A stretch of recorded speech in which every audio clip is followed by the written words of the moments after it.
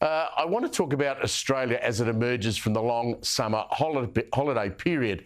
Now, our own politicians are now back on the ground, including the Prime Minister Anthony Albanese. Now, he was today in the Hunter Valley in New South Wales. He then turned up in northwest Sydney to announce a joint scheme with the New South Wales Premier Chris Minns. This is all around social housing and energy costs. Now, in the Hunter Valley, it was a staged event, local Labor MPs and councillors all in their high-vis vests surrounding the Prime Minister for some sort of road announcement. But you know what?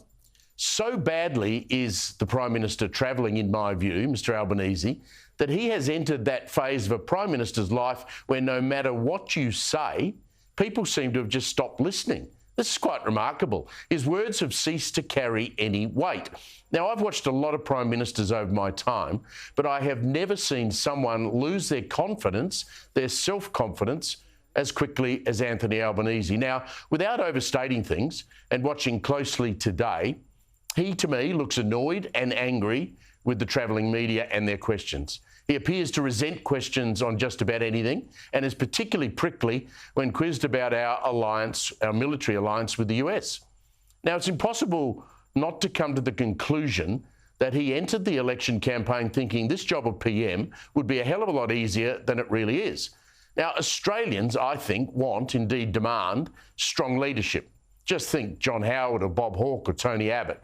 No one was ever in any doubt where people like that stood on an issue.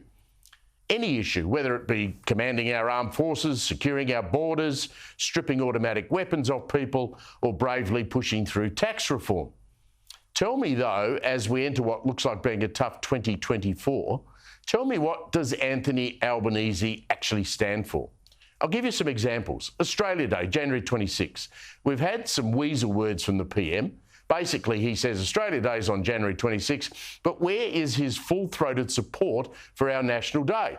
He's embarrassed by his yes vote failure, where 60% of us said, we want no part of your voice. The PM clearly does not want to be tied to the date of January 26. But here's the problem. He's not strong enough to even prosecute the case for change. At least if he came out and said, look, I want a new date, I want a new day, and that date will be, and name it, he'd be showing some sort of strong leadership, something to get behind. But his confidence is so shot from the voice defeat that he seems to have shrunk within himself. It's got to the point where the PM is only comfortable, it seems, when he's not in the country. Now, you can add to the Oz Day list Australia's pathetic inability to join our major allies in the Red Sea to protect shipping from pirates, despite a request from the Americans. Then you have the release into the community of murderers and child molesters, rapists and other criminals imported into our country. You have broken promises on energy bills. Remember, $275. You've got a slavish rush to emission targets that will not be met, and the chaotic energy transition with a refusal to even consider embracing nuclear.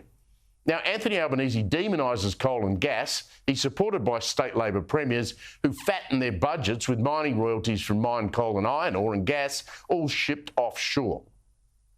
Now, in the past, as Prime Ministers struggled, Australians supposed their own parties, Labor, Liberal and Nats, would wake up and move them on. Just think about Kevin Rudd or Malcolm Turnbull. But there seems no appetite inside Labor to realise they are, and we are, being led by a dud.